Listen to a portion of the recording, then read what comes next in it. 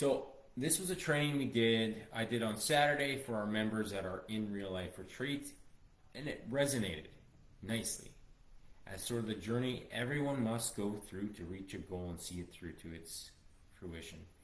And I used the example of myself. So old Mitch back in the early 2000s, 260 pounds, struggling with his weight, wanting to change, not sure where to start. And early on, I felt like I had it all figured out, but I was on the peak of Mount Stupid. That's where lots of people get stuck. Because just because you have access to Google doesn't make you an expert, doesn't ensure you know the best path forward for you. So that's where you end up with I know I used supplements, some pro hormone thing I bought online. I started losing hair. That lasted 3 weeks. Keto diet, ended up in the emergency room with a bowel obstruction. And all these things were the next big thing that I thought was the solution. And of course, I was missing the forest for the trees. And eventually I came to the realization in the valley of despair that I'm going to have to change my identity, my habits. I'm going to have to actually eat better.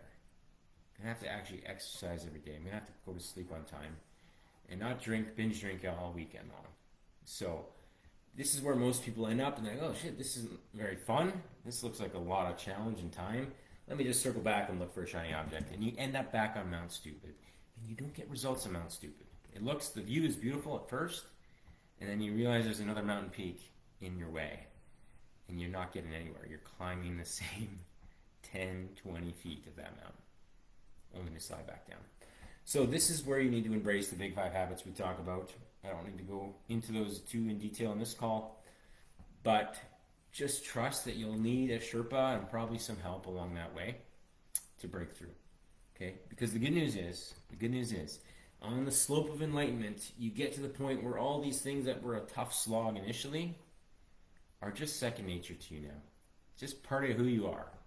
To prioritize drinking water, to not just mainline caffeine all day. You have whole food meals, you do some sort of prep, you're not hitting drive-thrus day after day after day, and you don't feel restricted, you feel empowered, as I talk about here in a second.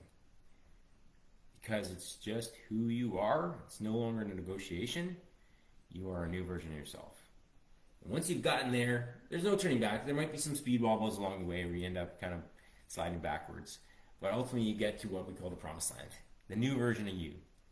That doesn't need to force it, it just flows, okay? So the old way is to try to force results, chasing a number on the scale, trying to do things that you don't like doing.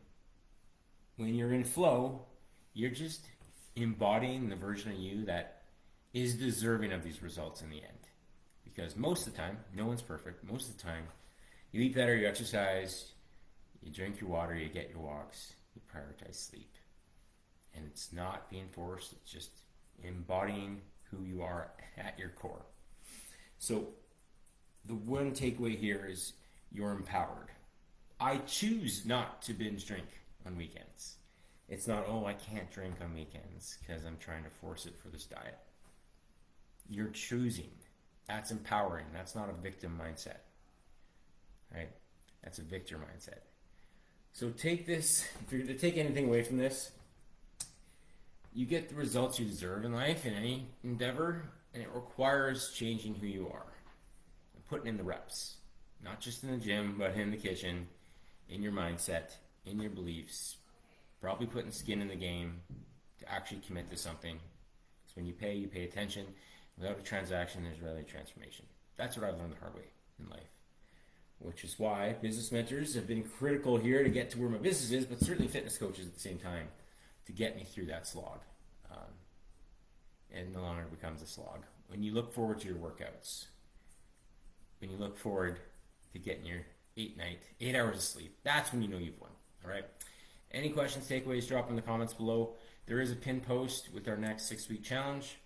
So again, that's just like a taste test info group to get a sense for how we work in CalFit Coaching 101. We've got 1,533-ish transformations in counting, varying levels of success, but at that event on Saturday, we gave away 6 plaques, crystal plaques, went all out for 6 members who reached 500 workouts completed in our program, as tracked in the app. Cut and dry, right? We know how long it took them. They had feedback for us. 500 legitimate workouts. And sure enough, over 400 pounds lost in that group. So definitely a correlation between commitment and results. So drop a comment if you have questions or jump into that free group. Otherwise, hopefully I'll be doing this a little more often, but any feedback, I appreciate it. I'm not sure if Facebook Live is still a thing, but we're going to try.